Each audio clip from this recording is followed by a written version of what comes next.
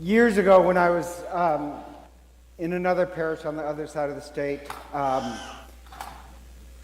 this strange thing happened where I went out with two friends for a drink at this place called Jakers, and that's when I was much younger and I could afford to stay up past 8:30. So we went for a drink, and when we went there, there was a table of parishioners, and so stopped to say hello to them, and good evening. And then we went to our table and sat down, and one of my friends says, "Do you think that woman knows that her husband is cheating on her with her friend?" And I said, "No, I don't think she's figured that out." And my only point being is that if you walked in there and saw that, you probably would have the same thought that all three of us thought. Like, immediately you could tell that there's something going on here. And really, I'm not the most brilliant person. I usually only pay attention to what's in front of me. But, people show their cards. And so, anyhow, when he asked that, I said, "No, I don't think she's figured that one out yet." So several months go by, maybe a half a year, and all of a sudden she shows up at the parish office because she has just found out that her husband's been cheating on her with her best friend.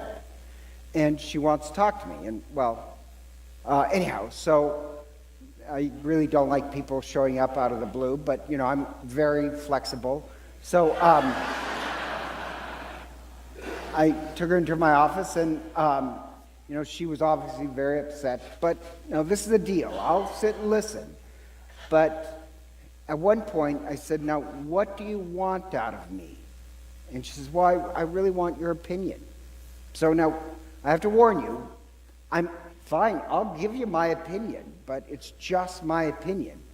And I said, "Do you remember when I saw you at Jakers that night?" And she said, "Oh, yeah. And I said, immediately when all three of us sat down, one of us asked the question, do you think, that was the first thing, do you think she's figured out her husband is cheating on her with her friend?" And she says, "Well, how did you guys know?" And I said, "It was kind of obvious." And I said, because she came in asking, should she forgive her husband, she should divorce him, forgive him and move on. And I said, to be honest, I don't think the first question should be whether you forgive him or even if you should get a divorce. I think your first question should be, why didn't you notice it? Why didn't you notice it? And anyhow, we end the conversation, and actually towards the end of the day, she comes back once again unannounced, but I'm Gumby, so I'm flexible. And she comes in to talk to me, and she says, when you said, "Why didn't you notice it?" I went home, and she said, I thought about it, and she says, I guess I always did know. That it was always like this bell ringing in the distance, and I was just trying to ignore it, but I always knew it. Now, the interesting thing is that in the morning, she was a very mousy woman, and she always was a very mousy woman. In the evening, she had a lot more courage to her. And she said, I always knew it. It was like this bell ringing in the distance, and now I just have to face up to it. And the interesting part is that she admitted, she said, for years I was locked in this fear that my husband was cheating on me. And he mistreated me, didn't treat me with respect, and, I was just locked into living in fear. And I tried to fake it, that we really have a really happy life. But it was all fake. And she says, I'm tired of living kind of with half love. And she says, I don't know what I'm going to do, but I do know I'm tired of living lies and fake love. And to be honest, I hope they worked it out. I really do. But the first step is actually just wanting to move past the fear and admit the truth. That's what I think the first step of, if you're wondering what the purpose of that story was, the first step is to acknowledge your fears. Name it and have the courage to live honestly. Or just another story, kind of the same point. I was driving, I was listening to this great interview on the radio. And it was this famous actor, I don't want to say his name or we'll get sidetracked, But this famous actor had a successful career, and they're interviewing him, and he said, I grew up Catholic. And he says, when I grew up, our whole life was the parish. And my mother died early. My father, there's a bunch of kids of my father, and our life was the Catholic Church and the school and the family was all one. It was a great life.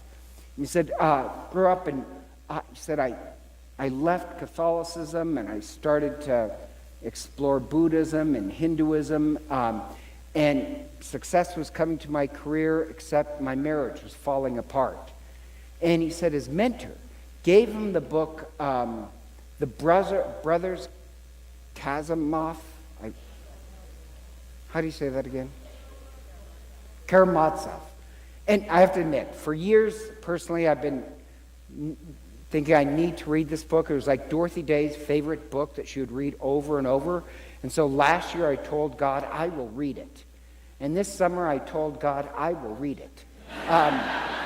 So hopefully I'll get it done by Christmas. But it is this great spiritual book of many, in modern times, modern saints all love this book. And he said his mentor gave him this book to read.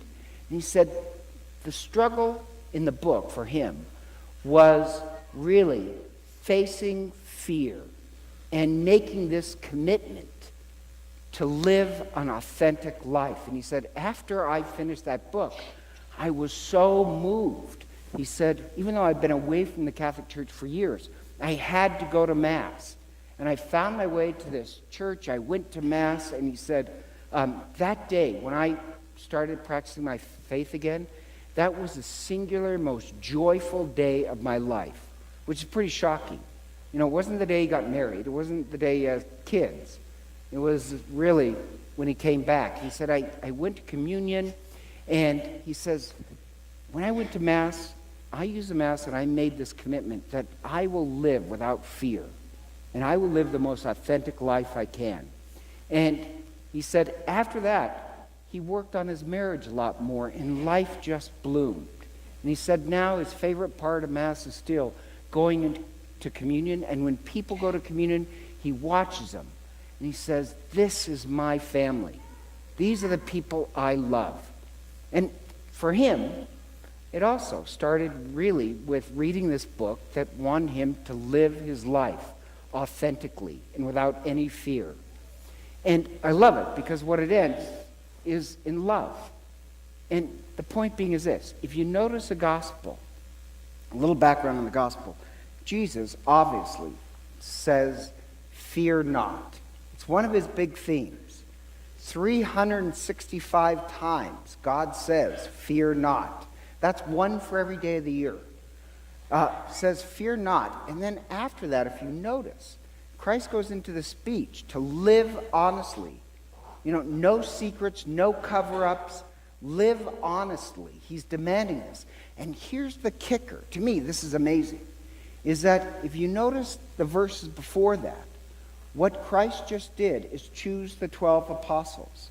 He chooses the 12 apostles.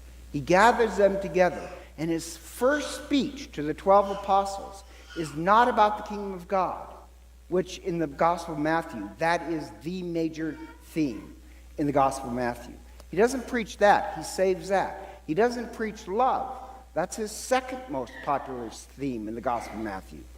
Before he gets to love and the kingdom of God, he has to teach the apostles really to live without fear, to live without secrets, and make this commitment of authentic living. You're worth it. And it's kind of like the same two stories I started with. Before they get to love, you have to choose to live authentically.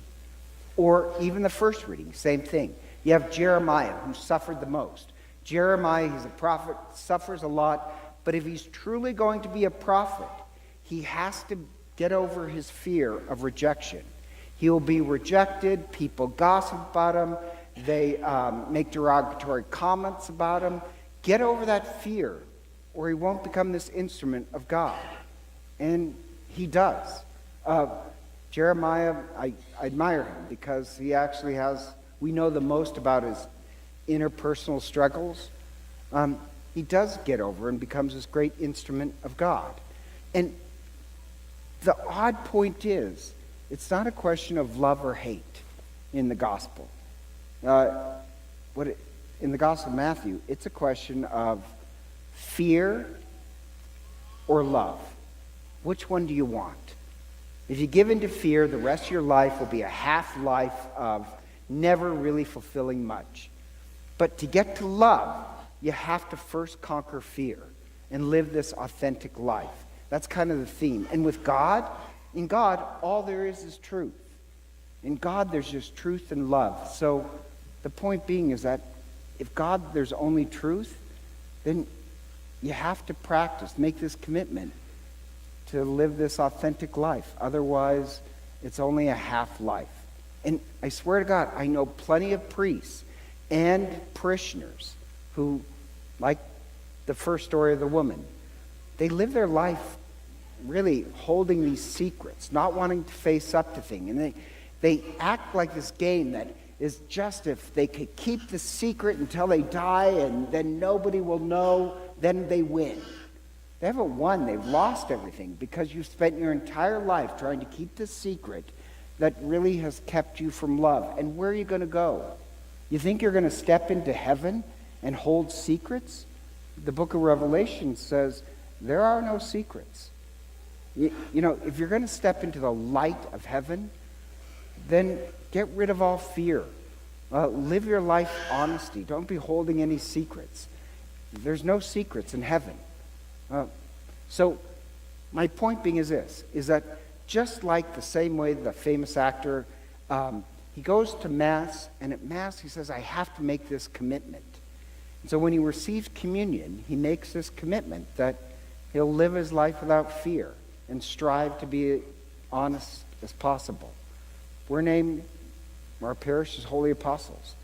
The same way Christ says to the apostles that before they preach love, they have to make this commitment towards honesty. How about this? When you go to communion today, make the same vow to God. Live your life without fear and truly make it authentic. Then I think we'll make it to love.